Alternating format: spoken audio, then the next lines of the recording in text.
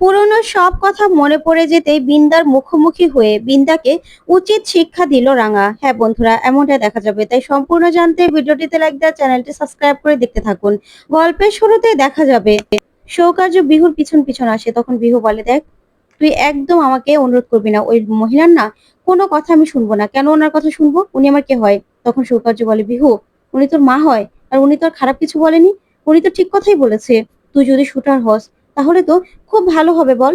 তখনই বিহু এই কথা শুনে অবাক হয়। তখন সৌকার্য বলে, আচ্ছা তোর মা কি বললো? তোকে কি সত্যি তোর জেম্মা বন্দুক তুলে দিয়েছিল তোর হাতে? তখন বিহু বলে, দেখ ওই মহিলা মিথ্যে কথা বলছে। ওই মহিলা আসলে আমার মা নয়, উনি রাঙামতি তীরন্দাজ নয়। সেটা না কদিনের মধ্যে প্রমাণ হয়ে যাবে, তুই দেখিস। আর উনি বানিয়ে বানিয়ে এই সব কথাগুলো বলছে, কিন্তু আমি ওনার কথা শুনবো না। ওনার কথা কেন শুনতে যাব আমি? উনি আমার কে হয় যে ওনার কথা শুনে আমি এখন শুটার হব? না, আমি কোনো কথা শুনবো না, বললাম তো। আর জেম্মা আমার জন্য সবকিছু। জেম্মার কথা আমি সব শুনবো, জেম্মার জন্য আমার জীবনও দিতে পারি। কারণ 12 বছর ধরে জেম্মা আমাকে লালন পালন করে বড় করেছে। আর এই মহিলা, উনি যদি আমার মাও হয়ে থাকে তাহলেও উনি এতদিন কোথায় ছিল? 12 বছর পরে এখন কেন এসেছে আমি তোকে বলছি। এই মহিলা না আমার মা নয়, উনি রাঙামতি তীরন্দাজ নয়, কদিন পরে প্রমাণ হয়ে যাবে। তখন সৌকার্য বলে, আচ্ছা এটা যদি প্রমাণ হয়ে যায় যে উনি তোর মা, তখন তখন কি করবি বল না? আমি তোকে বলছি উনিই তোর মা। আর তাছাড়া উনি যেটা বলছে ঠিক বলছে। তুই শুটার হয়ে এই দেশের জন্য মেডেল জিতে আনবি, সোনা জিতে আনবি। তোর মা একজন তীরন্দাজ ছিল, সেও তো এ দেশের জন্য সোনা জিতে এনেছে, তাহলে তুই কেন পারবি না? তখন বিহু বলে, না আমি ওনার কথা শুনবো না, ওনার কথা শুনে আমি কিচ্ছু করব না। তখন সৌকার্য বলে, দেখ বিহু, তুই আর কিছু করিস না করিস, তুই আমার কথা ভাব। আমাদের সম্পর্কের দোহাই দিয়ে তোকে বলছি, তুই এরকম কোনো অন্যায় কাজ করিস না যার জন্য আমার মাথাটা নিচু হয়ে যায়, তুই বিপদে পড়িস। দেখ আমার মনে হচ্ছে উনি যা বলছে তোর ভালোর জন্য বলছে, তুই ওনার কথা শুনলে খুব ভালো হবে। ওদিকে বিহু বলে, না আমি ওনার কথা শুনবো না। উনি এতদিন কোথায় ছিল বল? উনি যদি বেঁচেও থাকে তাহলে 12 বছর কেন আসেনি উনি? এখন 12 বছর পরে কেন এসেছে বলতো? নিশ্চয়ই ওনার কোনো স্বার্থের জন্য উনি এসেছে, ওনার কোনো কাজের জন্য এসেছে, আমাদের জন্য না ফিরে আসেনি। তখনই সৌকার্য বলে, দেখ হয়তোবা উনি ফিরে আসতে পারেনি, সেজন্য ফিরে আসেনি। আমি তোকে বলছি, তুই যেদিন সব সত্যিটা জানতে পারবি না, তুই নিজেও অবাক হবি। তাই আমি তোকে বলছি, বিহু তুই ওনার কথা শোন। তোকে আমাদের সম্পর্কের দোহাই, দেখ তুই যদি কোনো অন্যায় করে ফেলিস না, তাহলে কিন্তু তোকে পুলিশ অ্যারেস্ট করবে। আমাদের সম্পর্কটা শেষ হয়ে যাবে। তোর যদি কিছু হয়ে যায় তাহলে কিন্তু আমি কিছুতেই সেটা সহ্য করতে পারবো না বিহু। তাই তোকে আমি বলছি, দেখ উনি যেটা বলছে তুই সেটা মেনে নে। যা করবি ভেবেচিন্তে করবি। তুই যদি শুটার হোস না, তাহলে সেটা আমার জন্য গর্বের, এ দেশের জন্য গর্বের। তুই শুটার হয়ে তুই যদি দেশের জন্য সোনা জিতে আনিস, সেটা কতটা গর্বের হবে তুই বুঝতে পারছিস? তোর মা স্বর্ণের মেডেল, তারপরে কত কিছু জিতেছে। তুই তো ছোটবেলা থেকেই কত তীর ধনুক ভালো চালাতি বলতো, মেলায় গিয়ে কত রকম কিছু করতিস। তখন তো সবাই বলতো যে মা এত বড় তীরন্দাজ, মেয়ে তারই গুণ পেয়েছে। তাহলে বিহু, আমি তোকে বলছি কোনো অন্যায় করিস না। তুই কোনো অন্যায় করে নিজেকে বিপদে ফেলিস না বিহু, এদিক ওদিক ঘুরে না বেরিয়ে। তুই না ওই ওনার কথা মেনে নে, আর দেশের জন্য তুই কাজ কর। তুই চ্যাম্পিয়ন হ বিহু।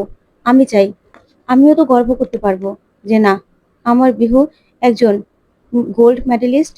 তখন বিহু তাকিয়ে থাকে আর বলে, না না, আমি কোনো কথা শুনতে পারবো না। ওই মহিলার কোনো কথা আমি শুনবো না। তোকে আমি বলছি, ওই মহিলা না কিছুতেই আমার মা হতে পারে না। আর যদি উনি আমার মা হয়েও থাকে, তাও আমি ওনাকে কিছুতেই মেনে নেব না। তারপরেই সৌকার্য বিহুর কান্না থামানোর চেষ্টা করলেই বিহু সৌকার্যকে জড়িয়ে ধরে, জড়িয়ে ধরে কান্নায় ভেঙে পড়ে। তখন সৌকার্য নিজেও বিহুর কষ্টে কষ্ট পায়। অন্যদিকে দেখা যাবে রাঙাকে নিয়ে সবাই বসে পড়ে। আর রাঙার সেই পুরনো বিয়ের ছবি, সব ছবি দেখাতে থাকে। বোম, পাঞ্চেরি, তারপর বোমের বউ আর রাঙা সবাই মিলে সেই সিঁদুর দান, বিয়ের সব ছবিগুলো দেখতে থাকে। তখনই বোমের বউ বলে, এটা রাঙা কাকি? আর রাঙা কাকি মেডেলও জিতেছিল। রাঙা কাকি, তুমি তো জঙ্গলে বড় হয়েছো, আর এখনো আফ্রিকা থেকে এসেছো, তাহলে কি তুমি জঙ্গলে জঙ্গলে কাটিয়ে দেবে? তারপরে পাঞ্চেরি বলে, রাঙা তোর কিচ্ছু মনে পড়ছে না? দেখ না, এগুলো দেখে তোর তোর কিছু মনে পড়া দরকার। তখন বোম বলে, হ্যাঁ রাঙা কাকি, তোমার কিচ্ছু মনে পড়ছে না? আমাদের রাঙা কাকি তো চ্যাম্পিয়ন ছিল। তখন ভূমের বউ বলে, কি বলছো তুমি? চ্যাম্পিয়ন ছিল? তখন রাঙা সবকিছু দেখে চিন্তা করতে থাকে। তখন পাঞ্চেরি বলে, কিরে রাঙা, কিচ্ছু মনে পড়ছে না? তখনই সেখানে প্রমিতা চলে আসে, রাঙার মেডেল, তারপরে ট্রফি সবকিছু নিয়ে, আর বলে, রাঙা দেখ, এগুলো কার? এগুলো সব তোর। আমি এতদিন যত্ন করে রেখেছিলাম। তখন রাঙা সেগুলোকে নিয়ে কিছু মনে করার চেষ্টা করে। তখন পাঞ্চেরি বলে, কিরে রাঙা, কিছু মনে পড়ছে? বল না, কিছু মনে পড়ছে তোর? তখন রাঙা বলে, না রে, কিছু মনে পড়ছে না। তখন বোম বলে, আচ্ছা রাঙা কাকি, তোমার এগুলো দেখেও যদি কিছু না মনে পড়ে থাকে, কিন্তু তোমার বিয়ের ছবি, তোমার সিঁদুরদানের ছবি, সেগুলো দেখে তো তোমার কিছু মনে পড়ার কথা, কিন্তু তোমার কেন মনে পড়ছে না? তখন রাঙা বলে, আমি জানি না রে, কেন মনে পড়ছে না। তখন প্রমিতা বলে, তোরা দেখিস, সব কিছু রাঙার মনে পড়ে যাবে। তখনই রাঙা বলে, না, কিচ্ছু মনে পড়ছে না। এই বলে রাঙার মাথা যন্ত্রণা করতে থাকে। তখন অঙ্কুর বলে, কি করছো তোমরা? কালকে তো বউ ভাত, তাই আমি একটা বাস বলে আসলাম, একটা বাসে করে আমরা সবাই মিলে চলে যাব। তখনই দেখা যাবে পাঞ্চেরি বলে, রাঙা, কালকে কিন্তু সেজে গুজে তোকে যেতে হবে। তারপরে দেখা যাবে সভ্য আশারি সে বলে, কে বাস বলে এসেছে? এখান থেকে এখানেই তো, বাস বলার কি দরকার ছিল? আমরা তো গাড়ি করে চলে যেতে পারতাম। তখন প্রমিতা বলে, না, অঙ্কুর যা করেছে ঠিক করেছে, বাস বলে এসেছে, বাসে করে আমরা সবাই মিলে হই হই করে চলে যাব। তারপরে পাঞ্চেরি বলে, রাঙা, তুই আমাদের সঙ্গে যাবি তো? তখনই বিন্দা সেখানে চলে আসে, আর এসেই বলে, বাহ, তোমরা খুব খোশ আমেজে আছো, তাই না? তারপরে বিন্দা বলে, আচ্ছা মা, আপনি কি সব ভুলে গেছেন নাকি? আপনি ওই বাড়িতে রাঙাকে নিয়ে যাবেন? কেন? রাঙা ওই বাড়িতে যেতে পারবে? তখন প্রমিতা বলে, কেন যেতে পারবে না? রাঙা অবশ্যই যাবে। তখন বিন্দা বলে, মা, আপনি কি ভুলে গেছেন একলব্যর আরেকটা বিয়ে হয়ে গেছে, ওর বউ আছে, আর পাড়ার লোকজন কি বলছে আপনি জানেন? সেগুলো শুনেছেন? তখন প্রমিতা বলে, শুনো বিন্দা, ওগুলো আমি শুনতেও চাই না। তখন বিন্দা বলে, কেন মা, কেন শুনবেন না? সবাই বলছে যে একলব্যকে তো আরেকটা বিয়ে করানো হয়েছে, এখন আবার রাঙামতি ফিরে এসেছে। তাহলে কি একলব্য দুই বউ নিয়ে সংসার করবে নাকি? আর আপনি তো জানেন আইনের পক্ষে এটা সম্ভব নয়, দুই বউ নিয়ে কেউ একসঙ্গে সংসার করতে পারবে না। তাহলে কি হবে ভাবতে পারছেন তো? আবার আপনি কিনা বলছেন সেখানে রাঙামতি সেজে গুজে তারপরে যাবে। তাহলে ওই মেয়েটা কি দোষ? মৌসুমী মৌসুমী একলব্যকে নিয়ে সেখানে যাবে, আমি এটা বলে দিয়েছি। ব্যাস, এই মেয়েটা ওখানে যাবে না। তখন প্রমিতা বলে, কেন বিন্দা, তোমার কি সমস্যা? রাঙা সেখানে যাবে। তখন বিন্দা বলে, শুনুন মা, না হলে আমি কোথাও যাব না।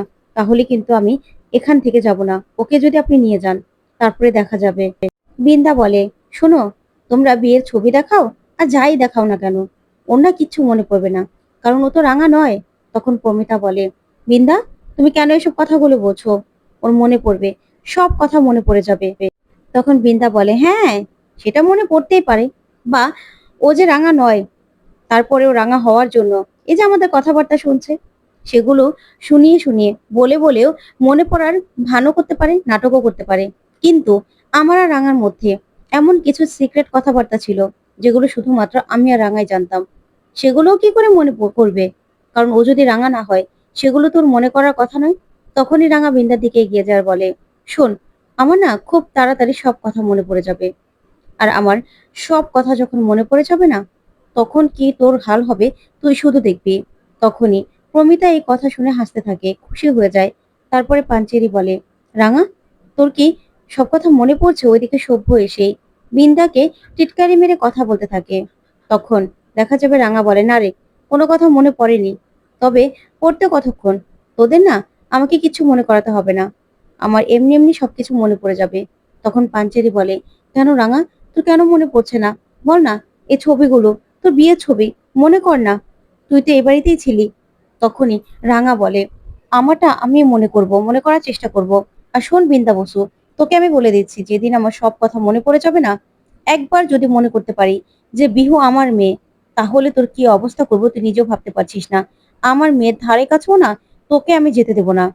ওর সঙ্গে এই যে ঘুচুর ঘুচুর ঘুচুর ঘুচুর না, সব কিছু বন্ধ করে দেবো। তুই জানিস না, আমার মেয়ের সঙ্গে কথা বলতে গেলে আগে আমাকে আমাকে পার করে তারপরে আমার মেয়ের কাছে যেতে হবে। আমি তোকে আমার মেয়ের ধারে কাছেও যেতে দেবো না বিন্দা বসু, এটা তুই মনে রাখবি একবার। তাই আমি বলছি, তুই প্রার্থনা কর যেন তাড়াতাড়ি আমার স্মৃতিটা ফিরে না আসে। তাহলে না তোর কপালে কি যে নাচছে তুই নিজেও জানিস না। তখন তো বিন্দা প্রচন্ড ভয় পেয়ে যায়। তারপরে দেখা যাবে সেখানে বিহু চলে আসে আর এসেই বলে, বড় জেম্মা? তখন সভ্য বলে, এই তো তোর বড় জেম্মা বিহু এখানে। তারপরে বিন্দা বিহুর কাছে যায়। তারপরে বিহুকে বলে, বিহু শুনেছো এই মহিলা কি বলছে? তখন বিহু বলে, শুনেছি। শোনো, যে যাই বলুক না কেন, এই মহিলা যদি আমার মা হয়েও থাকে, ওনার যদি সব কথা মনে পড়েও যায়, তারপরেও ওনাকে আমি মা বলে কিছুতেই মানবো না। ওইদিকে এই কথা শুনে বিন্দা ভীষণ খুশি হয়। তারপরে বিহু বলে, আর শোনো, বড় জেম্মা বলেছে না এই মহিলা যদি কালকে দিদি ভাই বিয়েতে যায় তাহলে বড় জেম্মা যাবে না, আমিও তাহলে যাব না, বলে দিচ্ছি। তাই এই মহিলা যেন দিদি ভাইয়ের বৌভাতে কিছুতেই না যায়। এই বলে বিন্দাকে নিয়ে বিহু সেখান থেকে চলে যায়। তারপরে সভ্য বলে, মা আমি বলছি কি রাঙা যাওয়ার না কোনো দরকার নেই, রাঙা তো স্মৃতি নেই। তখন রাঙা বলে, হ্যাঁ মা, ওনা একদম ঠিক কথাই বলছে, আমার যাওয়ার দরকার নেই। তাছাড়া আমি বাড়িতে থেকে যদি এদিক ওদিক ঘুরে সবকিছু মনে করতে পারি, তার থেকে আমি যাই, আমার যাওয়ার দরকার নেই। আমি বরং বাড়িতেই থাকি, আমাকে নিয়ে তোরা ভাবিস না রে। ওইদিকে একলব্য তখনই এখানে এসে দাঁড়ায়। তারপর রাঙা বলে, আর তাছাড়া তোর ছেলে আরেকটা বিয়ে করেছে, তাকে নিয়ে যাক, তারও তো স্বপ্ন আছে। ওদিকে একলব্য মনে মনে বলে, না, তুমি আমার রাঙামতি কিছুতে হতে পারো না। তুমি আমার রাঙামতি হলে তোমার উড়ানবাবু আরেকটা বিয়ে করেছে, সেটা দেখলে তুমি কিছুতেই সহ্য করতে পারতে না, কিছুতেই না। তারপরে রাঙা মেডেল, তারপরে ট্রফি এগুলো নিয়ে যেতে লাগলেই একলব্য রাঙার সামনে এসে দাঁড়ায়। তখন রাঙা বলে, এ কি, তুই ঘুমাসনি এখনো? তুই তো আগে ঘুমের ওষুধটা খাস, তাহলে এখনো ঘুমাসনি কেন? এত রাত হয়ে গেছে, যা গিয়ে শুয়ে পড়, এখানে দাঁড়িয়ে থাকিস না। এ বলে রাঙা চলে যেতে লাগলেই একলব্য বলে, কি, আমাকে ভয় পাচ্ছ তাই তো? ভয় পালিয়ে যাচ্ছ? তখন রাঙা বলে, একথা কেন বলছিস? তখন একলব্য বলে, আচ্ছা রাঙা, তোমার কি কিচ্ছু মনে পড়ছে না? তুমি এই যে আমাদের বিয়ের ছবি দেখলে, সিঁদুর দানের ছবি, সবকিছু দেখলে, তারপরেও তোমার কিচ্ছু মনে পড়ছে না? আমি তো অবাক হয়ে যাচ্ছি, তোমার কেন কিছু মনে পড়ছে না? তারপরেই রাঙা চুপ করে থাকে। তখনই দেখা যাবে একলব্য বলে, নাকি সবকিছু মনে পড়ার পরেও তুমি নাটক করছো? তখন রাঙা বলে, না রে, আমার কিছু মনে করতে পারছি না। তখন একলব্য বলে, আমি তোমাকে সবকিছু মনে করানোর জন্য হেল্প করতে পারি। তখন রাঙা বলে, না দরকার নেই, আমার কোনো কিছু না মনে পড়াই ভালো। তখন একলব্য বলে, কেন? তখন রাঙা বলে, হ্যাঁ, তোর জীবনে এখন অন্য কেউ আছে। তোর জীবনে তুই আরেকজনকে জায়গা দিয়েছিস, সে তোর বিবাহিতা স্ত্রী, আর সে তোর কাছে অনেক কিছু আশা করে, তোর উপর ভরসা করে। আমার যদি সব কথা মনে পড়ে যায় তখন কি হবে, তুই বুঝতে পারছিস?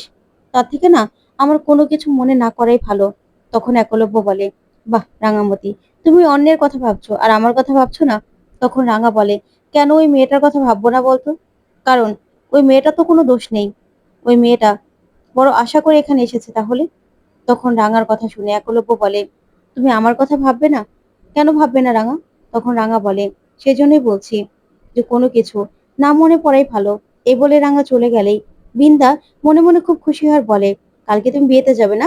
শঙ্কর এসেই কালকে তোমাকে তাড়াবে, আমিও দেখি তুমি কালকে কি করে বাঁচতে পারো। তো বন্ধুরা, কেমন লাগলো আজকের আপডেট? কমেন্ট করে জানাতে ভুলবে না। পরবর্তী আপডেট পেতে চ্যানেলটি সাবস্ক্রাইব করবে। ধন্যবাদ।